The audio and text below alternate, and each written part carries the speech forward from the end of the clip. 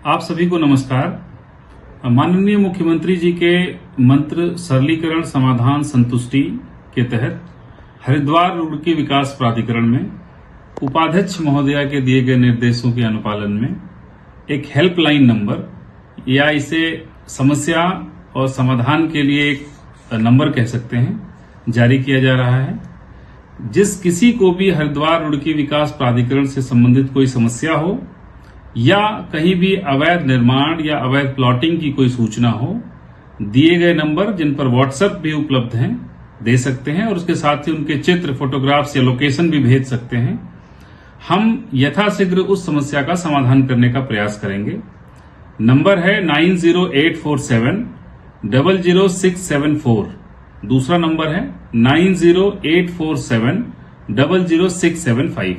ये दो नंबर दिए गए हैं। इन दोनों नंबरों पर कोई भी हरिद्वार वासी हरिद्वार रुड़की विकास प्राधिकरण से संबंधित समस्या या कोई सुझाव यदि हो तो उसे रख सकता है। हम इनका निश्चित ही समाधान करेंगे। धन्यवाद।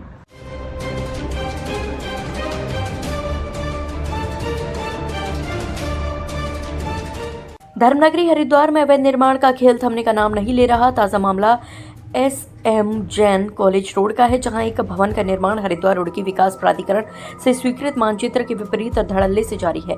हैरानी की बात यह है कि नोटिस जारी होने के बाद भी निर्माण कार्य पर कोई असर नहीं पड़ा। सूत्रों के अनुसार HRDA की ओर से भवन स्वामी को स्पष्ट चेतावनी दी गई थी, लेकिन चेतावनी के बावजूद निर्माण कार्य जारी है। या तो प्राधिकरण के कर्मचारी महज खानापूर्ति कर रहे हैं या फिर किसी दबाव में कार्यवाही से बच रहे हैं। सवाल उठता है कि जब खुद HRDA सचिव मनीष सिंह ने वीडियो जारी कर शिकायत नंबर सार्वजनिक किया और जनता से अपील की कि अवैध निर्माण की सूचना दे, तो फिर सूचना मिलने के बाद कार्यवाही क्यों ठंडी पड़ जाती है। कई बार शिकायत देने के बावजूद मौके पर कोई सख्त कदम नहीं उठाया गया। निर्माण कार्य खुलेआम जारी है और नियमों को ताक पर रखकर अतिरिक्त निर्माण कार्य कराया जा रहा है। अगर यही हाल रहा तो नियम मानने वाले लोग खुद को ठगा हुआ महसूस करेंगे। मामला सिर्फ नियमों की अनदेखी तक सीमित नहीं है, बल्कि ये सुरक्षा से भी जुड़ा है। आपदा प्रबंधन अधिकारी के अनुसार हरिद्वार भूकंप के दृष्टिगत से संवेदनशील जोन में आता है। वहीं रानीपुर मोड़ क्षेत्र बरसात के दिनों में जलभराव की समस्या से जूझता है। इसके बावजूद बेसमेंट का निर्माण जारी है। बरसात में जब पानी भरता है तो यही बेसमेंट तालाब बन जाते हैं और बाद में भवन स्वामी सरकार से मुआवजे की मांग करते हैं। आखिर में नुकसान जनता के टैक्स के पैसे से पूरा किया जाता है। ये दोहरी मार है, पहले नियम तोड़ो फिर आपदा का हवाला देकर मुआवजा मांगो। सवाल यह है कि क्या HRDA की चेतावनी सिर्फ कागजी है, क्या अवैध निर्माण करने वालों को किसी का संरक्षण प्राप्त है या फिर प्रशासन वाकई लाचार हो चुका है। धर्मनगरी में इस तरह के मानचित्रों को ताक पर रखकर निर्माण होता रहा तो आने वाले समय में ये न सिर्फ शहर की सूरत बिगाड़ेगा बल्कि किसी बड़ी दुर्घटना का कारण भी बन सकता है। अब देखने वाली बात यह होगी कि HRDA बड़ी कार्रवाई कर मिसाल पेश करता है या फिर ये मामला भी फाइलों में दफन हो जाएगा।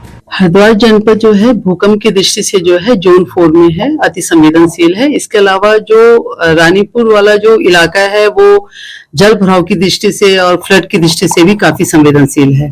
तो वहां पर कोई भी नवनिर्माण या निर्माण कार्य करने से पहले उसकी अच्छी तरीके से जांच परख होनी बहुत जरूरी है कि वो उसकी संवेदनशीलता क्या है और वहां पे जो निर्माण अगर कोई कार्य हो रहा है तो उससे लोगों पे, वहां पे स्थानीय लोगों पे क्या प्रभाव पड़ सकता है। तो इसके लिए जरूरी है कि वहां पे कोई भी नवनिर्माण ना कराया जाए, उसको आपदाओं की दृष्टि से जो है जरूर देखा जाए और टेक्निकली उसका जो है सर्वे करा देना उचित होगा।